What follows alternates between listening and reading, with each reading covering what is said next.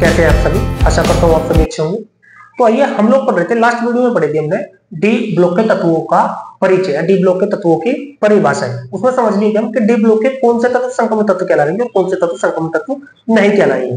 तो आइए आज हम पढ़ते हैं संक्रमण तत्वों का वर्गीकरण या डी ब्लॉक के तत्वों का वर्गीकरण। तो देखिए, डी ब्लॉक के तत्वों को टोटल 4 श्रेणियों में बांट सकते हैं। देखते हैं डी ब्लॉक के तत्वों का वर्गीकरण। तो n-1 डी कक्षकों में इलेक्ट्रॉन के भरने के आधार पर संक्रमण तत्वों को 4 श्रेणियों में बांटा गया है। इन श्रेणियों को संक्रमण श्रेणियां कहते हैं। तो 4 श्रेणी कौन कौन सी है बेटा? प्रथम संक्रमण श्रेणी, द्वितीय संक्रमण श्रेणी, तृतीय संक्रमण श्रेणी और चतुर्थ संक्रमण श्रेणी। प्रथम संक्रमण श्रेणी को दूसरे नाम से किससे जान सकेंगे? 3D संक्रमण श्रेणी। 3D श्रेणी क्यों? क्योंकि इसमें जो लास्ट इलेक्ट्रॉन होगा वो 3D उपकोष में प्रवेश करेगा। इसमें द्वितीय संक्रमण श्रेणी में क्या करेगा? 4D श्रेणी क्यों बोल रही इसको? 4D क्यों बोली? क्योंकि इसमें जो लास्ट इलेक्ट्रॉन होगा वो 4D संक्रमण 4D उपकोष में प्रवेश करेगा। आइए इनकी डेफिनेशन पढ़ते हैं। तो प्रथम संक्रमण श्रेणी या 3D श्रेणी क्या होगी बेटा? जिन तत्वों का अंतिम इलेक्ट्रॉन आंतरिक 3D उपकोष में प्रवेश करता है 3D संक्रमण श्रेणी या प्रथम संक्रमण श्रेणी के तत्व कहलाते हैं। इस श्रेणी में कुल 10 तत्व हैं। स्कैंडियम परमाणु क्रमांक 21 से लेकर के जिंक परमाणु क्रमांक 30 तक के तत्व जो होंगे वो सारे के सारे किसके अंतर्गत आ जाएंगे भाई? 3D संक्रमण श्रेणी के तत्व आएंगे। और आवर्त सारणी में इनको कहां रखा गया है? चौथे आवर्त में स्थान दिया गया है। किसको? 3D श्रेणी को, 3D संक्रमण श्रेणी को। इसके बाद द्वितीय संक्रमण श्रेणी या 4D श्रेणी क्या होगी? जिन तत्वों का अंतिम इलेक्ट्रॉन आंतरिक 4D उपकोष में प्रवेश पाता है 4D संक्रमण श्रेणी के तत्व कहलाते हैं। इस श्रेणी में यूरेनियम वायु परमाणु क्रमांक 39 से लेकर कैडमियम जिंक परमाणु क्रमांक 48 तक के कुल कितने तत्व हैं? 10 तत्व हैं। इनको आवर्त सारणी के 5वें आवर्त में रखा गया है। अब इसको एक एग्जांपल के माध्यम से समझें। पहले मैं एक्सप्लेन करूंगा किसको? 3D श्रेणी को। जैसे मान लिया हमारे पास एक एलिमेंट है बेटा, सपोज हम ले लिए भाई यहां पर आयरन ही ले ले, आयरन Fe, एटॉमिक नंबर कितना? 26। तो इसका इलेक्ट्रॉनिक कॉन्फ़िगरेशन बनाएंगे, इलेक्ट्रॉनिक विन्यास बनाएंगे। वो बनेगा बेटा 1s2 2s2 2p6 3s2 3p6 4s2 3d6। तो देखो लास्ट इलेक्ट्रॉन किसमें? 3D। तो जो इलेक्ट्रॉन सपोज किसी एलिमेंट का इलेक्ट्रॉन 3D में रुकेगा तो वो कौन सी श्रेणी? प्रथम संक्रमण श्रेणी या 4D संक्रमण श्रेणी का सदस्य कहलाएगा। सपोज यहाँ पे कोई एलिमेंट अदर है, जैसे हम कौन सा ले लें भाई? यूरेनियम ही ले लें भाई, तो वहां पर क्या हो जाएगा? वो रुकेगा जाकर के 4D श्रेणी में, इसलिए उसको क्या बोल देंगे? 4D श्रेणी का सदस्य या द्वितीय संक्रमण श्रेणी का सदस्य। आयो आपको समझ आ गया होगा। तो यहां से आप क्या कह सकेंगे कि आयन कौन सी श्रेणी का सदस्य है? यहाँ पे 3D संक्रमण श्रेणी का सदस्य है। इसके बाद डेफिनेशन देखते हैं। तृतीय या 5D संक्रमण श्रेणी के सदस्य कौन से होंगे? वे तत्व जिनका अंतिम इलेक्ट्रॉन 5D उपकोष में प्रवेश पाता है 5D संक्रमण श्रेणी के सदस्य कहलाते हैं। इसमें क्या? लैंथेनम परमाणु क्रमांक 57 वाला एलिमेंट। इसके बाद हाफनियम। देखो बीच वाले जो 14 एलिमेंट है 57 से 72 तक, ये 71 तक, 72 किसका है? डी ब्लॉक का है। तो ये किसमें चले जाएंगे बेटा? ये है एफ ब्लॉक के एलिमेंट। वो जब हम एफ ब्लॉक पढ़ेंगे उसमें तब पढ़ेंगे। तो लैंथेनम किसका है? लैंथेनम है डी ब्लॉक का। इसके बाद हाफनियम से लेकर के मरकरी तक के कितने? 9 एलिमेंट। तो लैंथेनम 1 हो गया और हाफनियम से मरकरी तक के 9 एलिमेंट ये कौन सी की हो गए? हमारे 5D श्रेणी की हो गई। बीच के जो 14 एलिमेंट है वो किसके हो जाएंगे? वो हमारे एफ ब्लॉक के हो जाएंगे। इसको कौन से आवर्त में रखा गया है भाई? 6ठे आवर्त में रखा गया है। चतुर्थ या 6D संक्रमण श्रेणी और लास्ट श्रेणी है ये किसकी? डी ब्लॉक की। तो जिसका अंतिम इलेक्ट्रॉन किसमें भाई? 6D उपकोष में प्रवेश पाता है 6D संक्रमण श्रेणी के तत्व कहलाते हैं। इस श्रेणी में एक्टिनियम परमाणु क्रमांक Z89 से लेकर के एक्टिनियम किसका है? डी ब्लॉक का। जैसे ऊपर तृतीय श्रेणी में होता ऐसे यहाँ पर चतुर्थ श्रेणी में होगा कि एक्टिनियम 89 वाला एलिमेंट। इसके बाद 14 एलिमेंट किसके? यानी 89 से कितने? 103 तक के किसके हैं भाई? ये हो जाएंगे हमारे एफ ब्लॉक के। और जो रदरफोर्डियम यानी एटॉमिक नंबर 104 से लेकर के CN तक के 9 तत्व हैं वो किसके हो जाएंगे? हमारे डी ब्लॉक के हो जाएंगे। आई होप आपको यहां तक बात समझ आ रही होगी। अब अगला टॉपिक है हमारा डी ब्लॉक के तत्वों का इलेक्ट्रॉनिक विन्यास बनाना, इलेक्ट्रॉनिक विन्यास लिखना।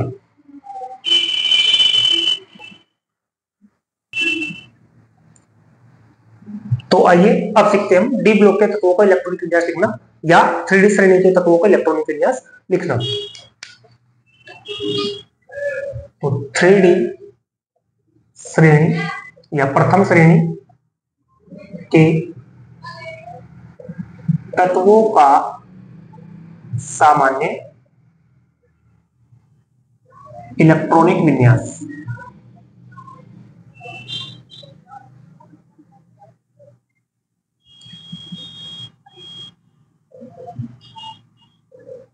अभी पढ़े थे हम 3D श्रेणी में कहा के भाई परमाणु क्रमांक 21 से लेकर यानी स्कैंडियम, परमाणु क्रमांक 21 से लेकर जिंक, परमाणु क्रमांक 30 तक के कुल कितने तत्व है भाई? 10 तत्व है बेटा। तो इनके 10 के 10 तत्वों के सीखेंगे यहाँ पर इलेक्ट्रॉनिक विन्यास लिखना। तो इधर तो मैं लिख रहा क्या? परमाणु, और ये इधर होता है इलेक्ट्रॉनिक विन्यास।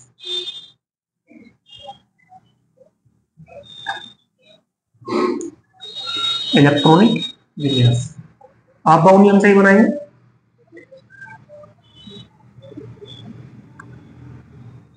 तो पहला कौन सा है भाई? स्केडियम। पहले मैं इधर परमाणु लिख दे रहा। उसके बाद कौन सा भाई? टाइटेनियम। उसके बाद vanadium, chromium, manganese, iron, cobalt, nickel, copper, Cu और सबसे बाद वाला जिंक। इसका एटॉमिक नंबर 21, 22, 23, 24, 25, 26, 27, 28, 29, 30। तो इस तरह से टोटल हमारे पास कितने एलिमेंट होंगे भाई? 10 एलिमेंट होंगे। अब इनका इलेक्ट्रॉनिक विन्यास देखो। सीधा सीधा आप इनर्ट गैस को बेस मानकर, इनर्ट गैस को बेस मानकर यानी कि ऑर्गन को बेस मानकर भी आप इलेक्ट्रॉनिक विन्यास लिख सकेंगे, या फिर आप इनका शुरू से भी इलेक्ट्रॉनिक विन्यास लिख सकेंगे। तो मैं दोनों तरीके से लिखूंगा। पहला कैसे? इनर्ट गैस कौन सा भाई? Organ Ar। कितना होगा बेटा? 18 होगा। तो इसका कौन बचता है हमारे पास? इसका बचता है 4s2 और 3d1। सिमिलर यहाँ पर ऑर्गन कितना बेटा? 18। तो यहाँ पे कितना हो जाएगा? 4s2 3d2। उसके बाद ऑर्गन ये भी 18, 3d3 4s2, ऑर्गन 18 4s2 और 3d। देखो यहाँ पे 4 होना चाहिए था, लेकिन याद रखें क्या है? अपवाद है क्रोमियम। अपवाद एक नया शब्द आएगा कि इनका इलेक्ट्रॉनिक विन्यास क्या है भाई? अपवाद है। ये आपको लर्न रखना क्या कि इसमें S में पहले एक इलेक्ट्रॉन एंटर करेगा। इसमें इन तीनों में क्या होगा? दो इलेक्ट्रॉन एंटर करते, उसके बाद डी में एंटर करते। लेकिन यहाँ पे क्या होगा? S में एक इलेक्ट्रॉन प्रवेश करेगा और वो जो एक एक्स्ट्रा इलेक्ट्रॉन है वो किस में जाएगा? 3D में जाएगा। अब ये अपवाद क्या है ये हम समझेंगे नेक्स्ट वीडियो में डिटेल से कि अपवाद इलेक्ट्रॉनिक विन्यास या किन तत्वों का इलेक्ट्रॉनिक विन्यास अपवाद होगा और क्यों। मैग्नीज Ar18 ये कितना हो गया बेटा? 4s2 3d5। आयरन 18 ये हो गया बेटा 4s2 3d6। इसके बाद कोबाल्ट Ar ये हो जाएगा answer 4s2 3d7। Nickel Ar ये हो जाएगा वही 4s2 3d8। Copper Ar 18 3d8 होगा बेटा 4s2 3d9। देखो ऐसा ही होना चाहिए था यहाँ पर भी कॉपर का भाई, लगातार एक एक बढ़ता रहा। लेकिन कॉपर का भी कैसा होगा? जैसा क्रोमियम का था यहाँ पे, जैसे क्रोमियम एक इलेक्ट्रॉन 4s में रोक ले रहा था और उस एक्स्ट्रा इलेक्ट्रॉन को किसमें? 3d में ट्रांसफर कर दे रहा था। ऐसा ही यहाँ पे कॉपर भी ऐसा ही होगा क्या कि यहाँ पे हो जाएगा बेटा 4s1 और यहाँ पे कितना हो जाएगा 3d10। तो यानी ये दो एलिमेंट अपवाद है। कौन कौन से? परमाणु क्रमांक 24 और परमाणु क्रमांक 29। 24 पर क्रोमियम और 29 पर कॉपर, याद रखें आप लोग। इसके बाद यहाँ पर ऑर्गन और ये 18 भाई, तो यहाँ पे हो जाएगा बेटा 4s2 और 3d10। तो हमने किसको बेस मान करके बनाया? ये बेस मान करके बनाया हमने इनर्ट गैस को, एक्टिव गैस को। अब आइए फॉर्मूला बनाते हैं हम। तो फॉर्मूला कैसे बना बेटा? 1s2 2s2 किसका बना रहा भाई मैं, स्कैंडियम का। 2p6 3s2 3p6 4s2 3d1। Titanium का 1s2 2s2 2p6 3s2 3p6 4s2 3d2। Similar vanadium 1s2 2s2 2p6 3s2 3p6 4s2 3p3। Chromium 1s2 2s2 2p6 3s2 3p6 तो 3d होगा भाई 4s2 और 3d4। लेकिन क्या है, अपवाद है, और अपवाद में क्या होगा, s में 2 ना होकर के कितने होंगे बेटा, 1 होगा, और यहाँ पे d में 4 ना होकर कितना हो जाएगा, वो एक्स्ट्रा 5 होगा। आप देख रहे हैं यहां से यहां तक सेम है सब में, 3p6 तक। थोड़ा सा चेंज किसमें मिल रहा है, यहाँ पे इसमें मिल रहा है बाहर वाले। तो मैं इसको भी सो एज इट इज रहेगा। यहाँ पे कितना हो जाएगा, ये हो जाएगा 3d6 4s2, क्योंकि ये अपवाद नहीं है। यहाँ पे कितना हो जाएगा बेटा 4s2 3d7 4s2 3d8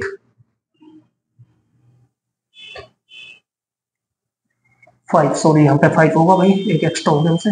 ये यहाँ पर हो जाएगा 6, यहाँ पर होगा बेटा 7, इसके बाद नेक्स्ट में होगा 8, तो 4s2 3d8। यहाँ पे कितना हो जाएगा, अपवाद है ये कॉपर, तो 4s1 3d10, और यहाँ पर कितना हो जाएगा भाई, ये हो जाएगा 4s2 3d10। तो इस तरह से आप क्या कर सकेंगे, 3D श्रेणी या प्रथम संक्रमण श्रेणी के तत्वों का इलेक्ट्रॉनिक विन्यास बना सकेंगे। आई होप आपको दोनों बातें समझ आ गई होगी, संक्रमण तत्वों का वर्गीकरण भी, और संक्रमण तत्वों के वर्गीकरण के बाद 3D श्रेणी या प्रथम संक्रमण श्रेणी के तत्वों का इलेक्ट्रॉनिक विन्यास लिखना भी। इन दो को आप अंडरलाइन कर ले या स्टार वगैरह बना लें पर, क्रोमियम और कॉपर पर। ये क्या है, अपवाद है। अपवाद होगा क्या, या अपवाद इलेक्ट्रॉनिक विन्यास होगा क्या, इसको हम पढ़ेंगे नेक्स्ट वीडियो में डिटेल से। आई होप आपको वीडियो पसंद आया होगा या समझ आया होगा। अगर वीडियो आपको समझ आया या हमारे द्वारा बताई गई बातें आपके कुछ काम सिद्ध हो सके, साबित हो सकेंगी, तो आप वीडियो को लाइक करें, चैनल को सब्सक्राइब करें और कमेंट करना ना भूलें। Thank you.